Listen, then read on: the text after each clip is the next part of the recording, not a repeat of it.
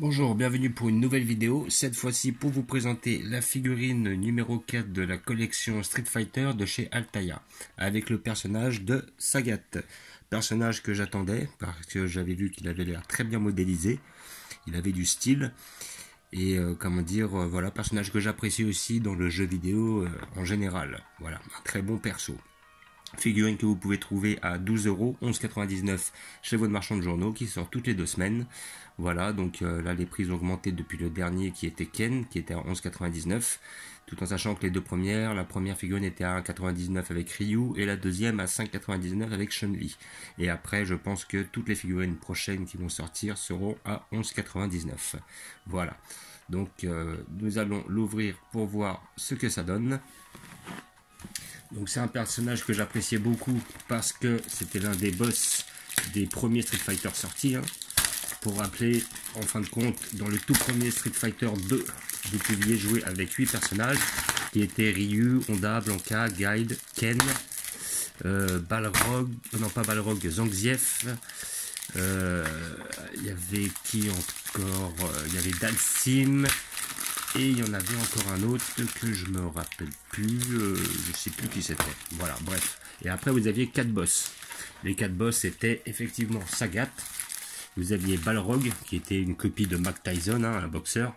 Vega, dans l'appellation française, parce que je crois qu'au Japon, Vega, c'était Bison. Et donc Vega, qui était l'espagnol avec le masque, qui s'accrochait justement au quadrillage, ou au grillage plutôt derrière le jeu, et le personnage de Bison qui était le personnage le plus fort, le boss du jeu.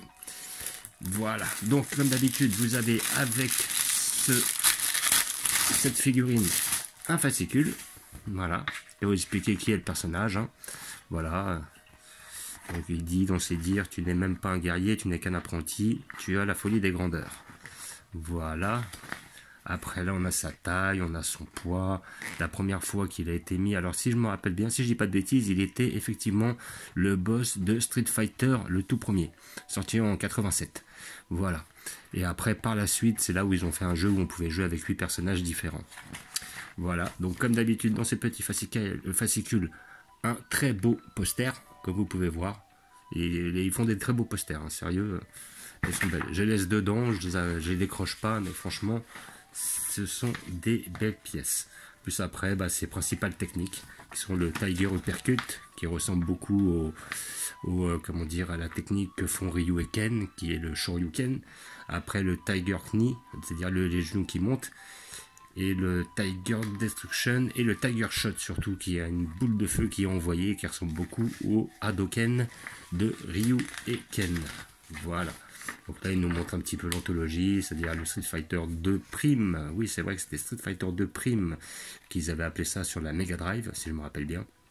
Qui pour moi, étant un puriste de la Super Nintendo, n'était pas au niveau, parce que la maniabilité était moins facile que sur la Super Nintendo. Mais ça restait quand même un bon jeu. Voilà. Et après, à travers ce fascicule, on saura qui est le prochain personnage. Alors, le prochain personnage. Par contre, c'est dommage parce que là, il nous donnait des papiers pour voir les 2 prochains. Là, on verra que le prochain qui sera le personnage de Guide. Et malheureusement, je pense que je ne le prendrai pas car il m'intéresse pas. Il a l'air d'être bien fait, mais sans plus. Je suis pas fan de la pose. Voilà, et je suis pas fan du personnage en général, quoi. Ryu et Ken, ça s'imposait. Chun-Li parce qu'elle était moins chère. Et Sagat parce que je trouve vraiment très très bien fait. Par la suite, je verrai un petit peu comment est Bison. J'ai pu voir que Dalsim était vachement bien fait. J'aime bien, on voit en train de lancer sa boule de feu. Sa grosse boule de feu, donc ça pourrait être un très beau personnage. Voilà, donc nous allons voir ce que ça donne.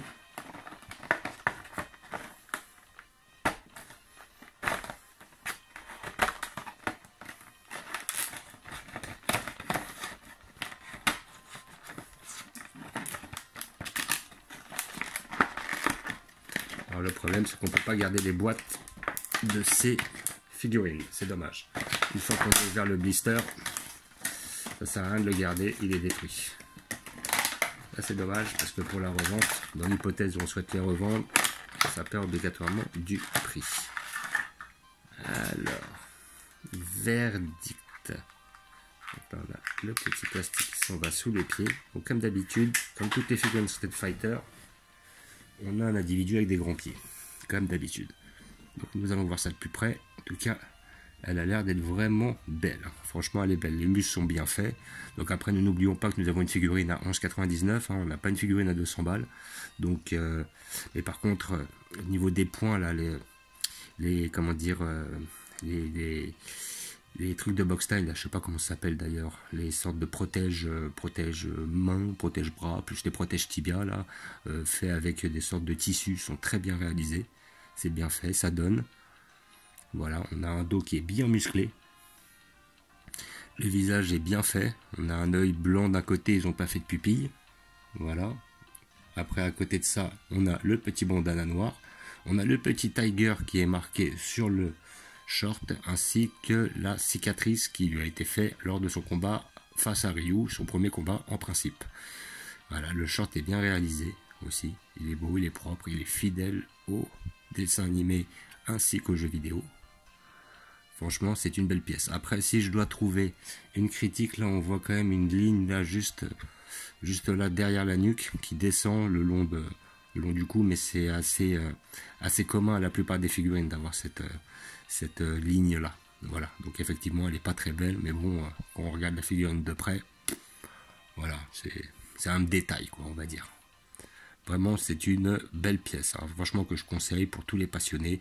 Les muscles des jambes sont bien faits. Comment dire, les quadriceps sont énormes. Voilà, franchement, c'est une très très belle pièce. Je l'attendais depuis un petit temps et je suis satisfait de l'avoir.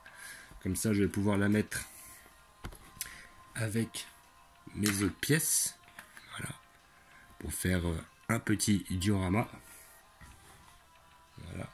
Après, je réfléchirai par la suite à comment les placer. Mais ça commence à avoir un peu de gueule. Voilà.